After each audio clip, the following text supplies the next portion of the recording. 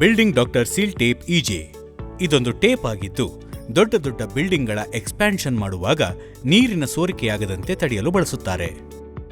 ಹಾಗೆಯೇ ಇದು ಎಕ್ಸ್ಪ್ಯಾಂಡ್ ಆಗುತ್ತಿರುವ ಬಿಲ್ಡಿಂಗ್ನ ಗುಣವನ್ನು ಕೂಡ ಬದಲಾಯಿಸುವುದಿಲ್ಲ. ಬಿಲ್ಡಿಂಗ್ ಡಾಕ್ಟರ್ ಸೀಲ್ ಟೇಪ್ ಇಜೆಯ ಸ್ಪೆಷಲ್ ಫೀಚರ್ಸ್ ಅಂದರೆ ಇದು ವಾಟರ್ ಪ್ರೂಫ್. ಇದಕ್ಕೆ 600% ಎಲಾಂಗೇಷನ್ ಕೆಪಾಸಿಟಿ ಇದೆ. ದೀರ್ಘಕಾಲ ಬಾಳಿಕೆ, ದಪ್ಪವಾಗಿರುತ್ತದೆ ಮತ್ತು ಬಳಸಲು ಸುಲಭ. ಒಂದು ಬಿಲ್ಡಿಂಗಿನ ಯಾವುದೇ ರೀತಿಯ ಎಕ್ಸ್ಪೆನ್ಷನ್ ಜಾಯಿಂಟ್ಸ್ನಲ್ಲಿ ಇದನ್ನು ಬಳಸಬಹುದು. ಬಿಲ್ಡಿಂಗ್ ಡಾಕ್ಟರ್ ಸೀಲ್ ಟೇಪ್ ಇಜೆಯನ್ನು ಬಳಸುವ ಮುಂಚೆ ಸ್ಕ್ರೀನ್ ಮೇಲೆ ಕಾಣುತ್ತಿರುವ ಎಲ್ಲ ಉಪಕರಣಗಳೊಂದಿಗೆ ಸಿದ್ಧರಾಗಿರಿ. ಈ ಪ್ರಾಡಕ್ಟ್ ಅನ್ನು ಬಳಸುವ ಮುಂಚೆ ಎಲ್ಲಾ ಸುರಕ್ಷತಾ ಉಪಕರಣಗಳನ್ನು ಬಳಸುವುದು ಕಡ್ಡಾಯ. ಈಗ ಈ ಪ್ರಾಡಕ್ಟ್ ಅನ್ನು ಬಳಸುವುದು ಹೇಗೆ ಎಂದು ನೋಡೋಣ ಬನ್ನಿ.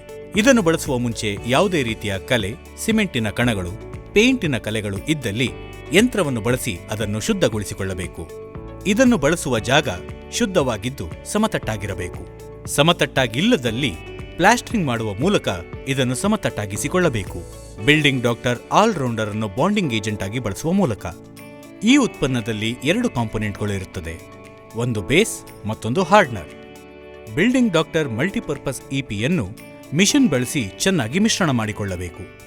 ಸೀಳಿನ 2 ಭಾಗಕ್ಕೂ ಮಾಸ್ಕಿಂಗ್ ಟೇಪ್ ಅನ್ನು ಬಳಸಬೇಕು.